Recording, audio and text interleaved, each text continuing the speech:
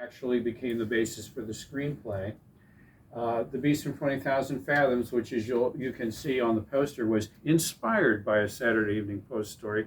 There's only one scene in there that resembles the story, the foghorn, but it got him credit after the actual screenwriters and the producer realized that they had kind of been overly inspired by Ray, and they arranged to have his name on the film.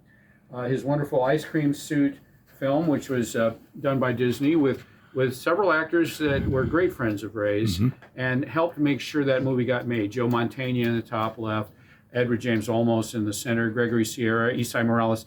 These were people, especially Olmos and Mantegna, who were very loyal to Ray and supportive and loved him. The Illustrated Man with Rod Steiger, the original Fahrenheit 451 by Truffaut, the Grove poster for Something Wicked, fascinating Sound of Thunder poster.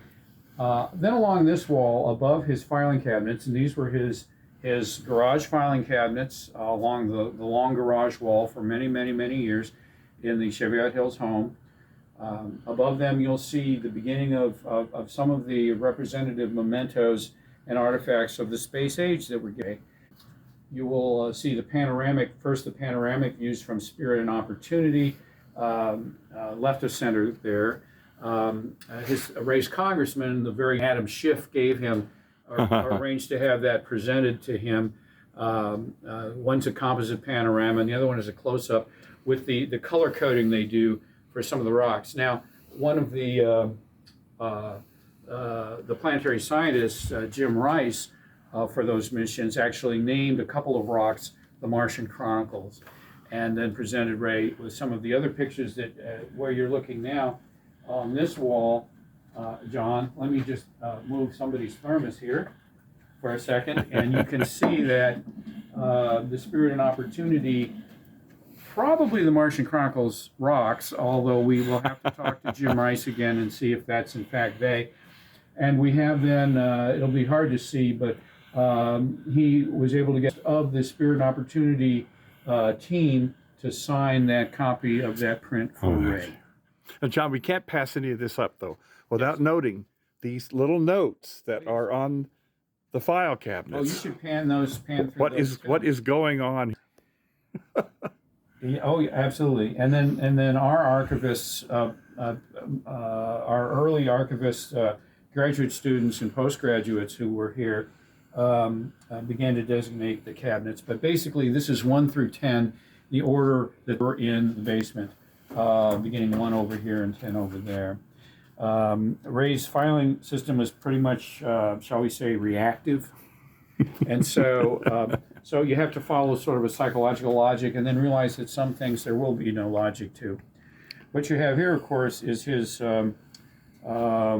Lifetime Achievement Award, the Jules Verne Award, which is only given one time to folks. This poor little guy needs to be tightened. There's the Jules Verne Award here. Wow.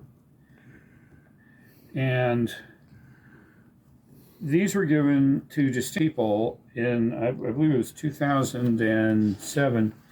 Buzz Aldrin received one, Ray received one. Notice that it says across the page where science meets. The surrealist paintings here are by the American surrealist painter Robert Watson, who's fairly prominent in the 50s and 60s and later. They had already 1 or 2 of the paintings and prints of Watson, and then in 1958, when the Martian Chronicles was reissued, the first edition text was reissued. It had gone out of print, and then Sputnik happened, and Ray was able to get Doubleday, put it back in print in this issue that looks like a new edition, but it's a reissue of the first edition. They used the Robert Watson. Watson agreed to have it appear on the cover. I'll be darned. He agreed to let Ray and the art department at Doubleday create a color that was more Martian, as you see here. This one is these are numbered and signed, but this one always fascinates me even more. It's one of a series, and it's called The Road to Jericho, a lost city from a lost time with just a hint of a road going into ruins. It's very Barry-esque. I think he saw in Watson kind of a variation on what he saw in Mugnini at that time. What you have right here is very special. It looks sort of like a quilt almost. It's a Martian flag, and I'll just step away here. It's Really? a flag of Mars, and it was designed, the design for it was by Thomas O. Paine, who was one of the more prominent NASA chiefs, NASA directors back during the Apollo mission period. Jim Webb before him oversaw a lot of the Mercury and Gemini, and then Paine was the director, especially during the Apollos and the challenges faced when the funding was in the Nixon years, and the program was limited, but we still were able to get the missions out that we were able to get to achieve the moon landing and moon explorations through Apollo 17. That flag was taken up on Discovery Oh, right. to the International Space Station around 2006, and it was the STS-121 by Discovery, and then after orbiting, and then when the mission returned, they brought the flag back. And as you see from the other photographs, it was presented to Ray by JPL and the Planetary Society later that year. You see again where science meets fiction, meets Hollywood. Was standing behind Ray at the ceremony there, Buzz Aldrin and Nichelle Nichols. One of the great presences What a presences in nice Star picture. Trek TV and the movies, and of course before that a pioneering black actress in dramatic TV on such shows as The Lieutenant, also produced by Gene Roddenberry in his younger days. That particular 3D image of Mars that's just below the Mars flag is, of course, an image from our orbital missions to Mars. I think not the Mariner, but the Mars orbital missions of the 1990s and later produced the 3D image that's cut into that stone there. You'll find that, and he was given this at the same time he was given the Mars flag. The Valles Marineris, of course, is many times larger than the Grand Canyon on Earth, and it's deeper by a large factor too. The deepest area is in this particular chiasma right here. These two chiasmas, the bump.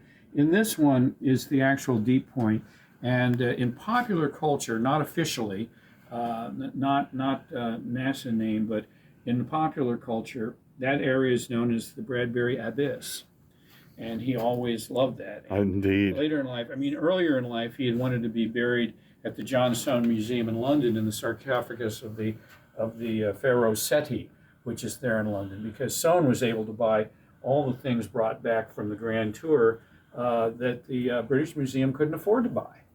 So Ray always wanted to be buried there, but then later in life he said, I want to be in a Campbell soup can, my ashes, and to be buried in the Bradbury Abyss.